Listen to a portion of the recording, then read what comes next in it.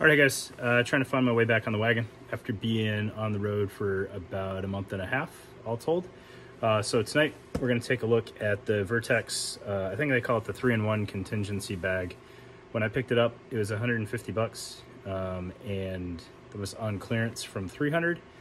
300 sounds high, but in all reality, you get a lot in this thing. And at 150, I really think it's a bargain, especially if you don't have a lot of traditional luggage. So I've always just kind of used whatever bag I had at the time, whether it be a large ruck or rolling duffel or something like that, or a Pelican case. I think this is about the closest outside of some garment bags that I've had to true luggage, and I really appreciate it. So I believe they call it a carry-on. I have not used it as a carry-on. I've been checking it the whole time, so I can't confirm how easy it is to fit in an overhead bin. But if that's a concern, there is an option on here that I think will alleviate any of those concerns. So let's get on the table and take a look at it. It's one of the bigger things that I've had on the table here, so I don't know how well I'll be able to keep it in frame, but I'll do my best for you. It is really cool though, so please hang out and check this thing out. All right, so here we go, looking at the Vertx 3-in-1 contingency bag. So it is a rolling carry-on style bag. You'll notice the bottom portion has kind of a hard pan to it with some very nice wheels with good support here. I think you'd be hard pressed to really overload this bag, but the way the wheels are done, like as it's getting rough handled through the airport, you shouldn't be able to impart a lot of cant on these wheels and potentially warp the axle or snap the wheels, right? Looking at the bottom of it, it does have a nice handlebar on it with a couple positions on it, and it does lock in place closed. It's got some reinforced corner hardware here, and then kind of a plastic pan on it. All right. Then looking at the top half here, you've got kind of this rubberized Hypalon type material. You'll notice it is showing some wear from the couple trips that I've taken it on. I've got some gunk on it there.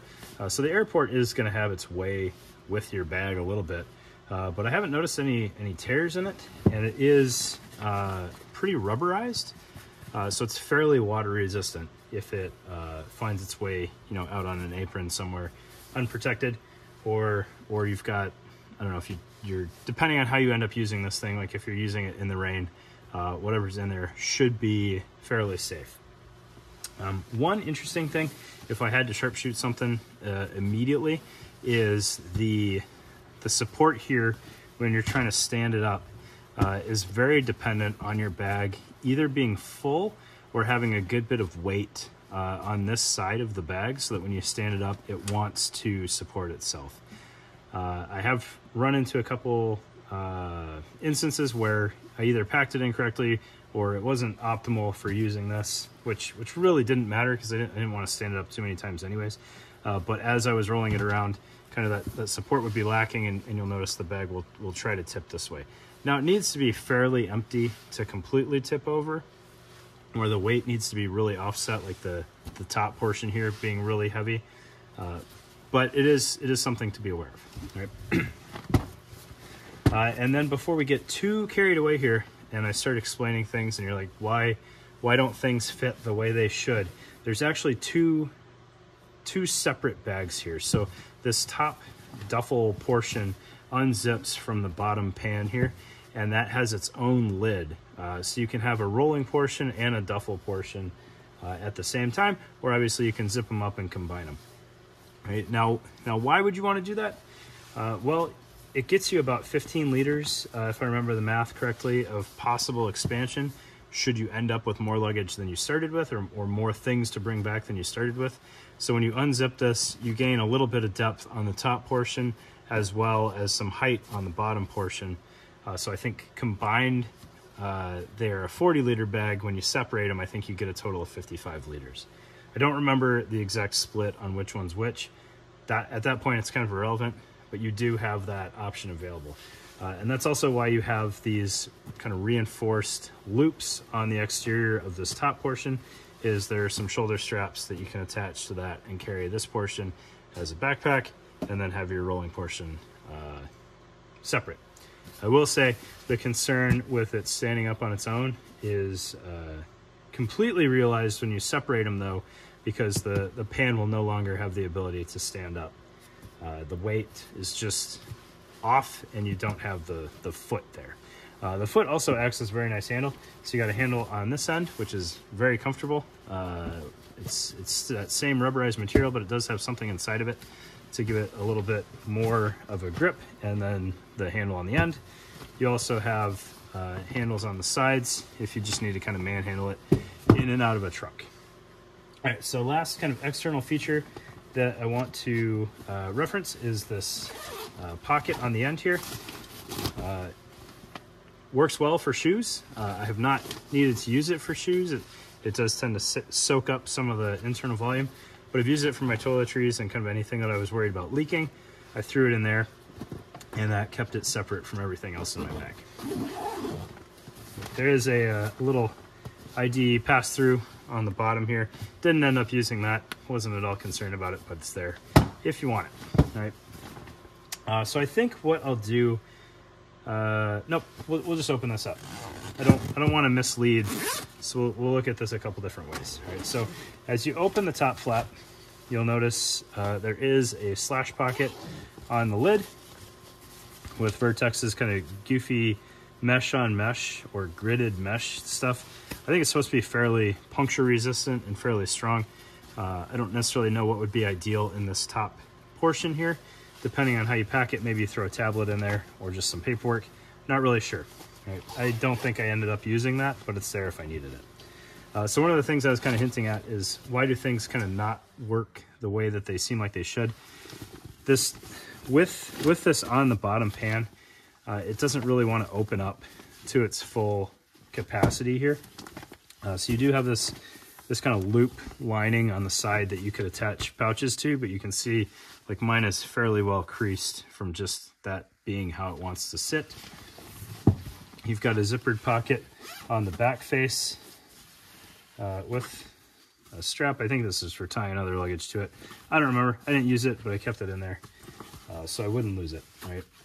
But that's, again, that kind of meshy material there. It's a very flat pocket. I don't know at all what would be ideal there. And then on the other side, we've got two more kind of organizer pockets here. These wouldn't be bad for throwing charging cables and whatnot into, but they also, like this side, kind of tend to fold in if it's not, you know, if something's not keeping this portion stretched out. That's really kind of how you get the most height on this thing, aside from when they're separate, right? So as the layers kind of compete with each other, the top layer seems to kind of lose, and it just kind of wants to puff up, right? Looking back at this side, you can see kind of where that exterior pocket wants to kind of consume some of the volume there. If it's shoes, that's you know, reasonable and to be expected. It does keep them separated nicely from whatever else is inside there.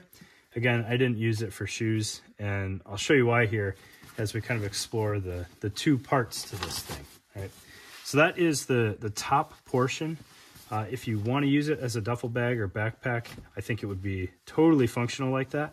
I have not had to split them apart yet. I've only used them put together, but I would imagine you'd have a little bit of the same complaint I had with the Osprey transporter, where you're carrying it on the portion where you load it, which just seems a little backwards to me. And then perhaps I'll better figure out why they didn't do it a different method as we go through this thing, because I haven't noticed it to this point. But these loops, yes, they're exposed if you want to use it as a backpack when it's all assembled. Maybe I'll end up looking real dumb here in a couple minutes, but I think it would make just as much sense to put these on the inside. They'd be completely hidden when it's put together, and then it would allow you to have the bottom of the duffel bag up against your back. All right, so to split them apart, there's a zipper that goes around the perimeter. So we'll undo that zipper, all right?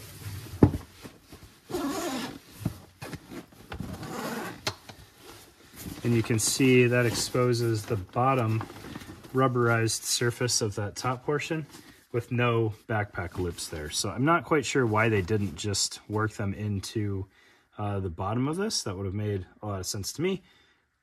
But really, it's a feature that I haven't had to use yet, so I can't complain too much. All right, so if we finish unzipping this all the way around, we can completely remove this top portion, and we are left with the bottom rolling portion here, right? Which doesn't have a lot of depth to it. It comes up, you know, maybe 2 inches above what the zipper would have already allowed. It is, again, all rubberized fabric with kind of an interesting carry handle on top. And then you can see I've just kept the straps in the bottom here. Again, I haven't had to use these straps. They are pretty robust straps in all actuality, with kind of interesting clunky hardware on it to attach to those loops. But being that these are nice full-bodied hooks with a kind of radius to them, I don't think they would be very hard on that webbing. If you had to try to ladder lock something on there, you could get some weird abrasion. Right? And then they're just kept together with the handle strap that you could put, you know, on this if it was heavy. You could throw it up here somewhere if you really needed to. You could put it on the straps, use the straps as a handle. Whatever you want to do. Right, so I have kept those down there just to not lose them, knowing that I was eventually going to show you guys this bag. But what I've done is every time I've used it, I've just thrown my shoes, mostly uniform boots, pair of flip-flops, pair of gym shoes, whatever, in here, and then zipped it up. And that ended up working out to just about like the height of the pan anyways, and then setting the duffel bag back on top to store my clothing and toiletries and whatnot, which has worked out really well, because now, you know, no matter how gummed up my boots have gotten, I've got 2 rubberized layers between them and my clothes and my uniform and whatnot, so that it's all well protected from each other. Really dig this bag. I was on the fence about buying it when I saw it. The features looked cool, but I wasn't really convinced that I needed another carry-on type bag when I really don't do carry-on outside of a backpack for my tablet and whatnot. Super impressed though. It has survived being a check bag very well. I have no concerns there. The zipper pulls can be locked. I don't bother with that because TSA has access to them anyways. Maybe that's a silly opinion of mine, but there you go. 3-in-1 contingency bag from Vertx. If you're trying to, like, how would I use this as like a stereotypical Vertx customer? I've been thinking about that a little bit, and I think that this bottom pan by itself would fit a plate carrier, even a relatively kitted out plate carrier, so long as it didn't have a structured cummerbund pretty well. So if you wanted to do kind of like a call out bag setup on here and have, you know, maybe boots in the outside pocket and a spare uniform or some other knickknacks up top, and then your plate carrier set up in the bottom, it would not be very quick to deploy, but it would all be in a fairly contained package if you needed to, you know, pull it out of a patrol car on a daily basis or at the end of every shift or something if you don't have a take-home car.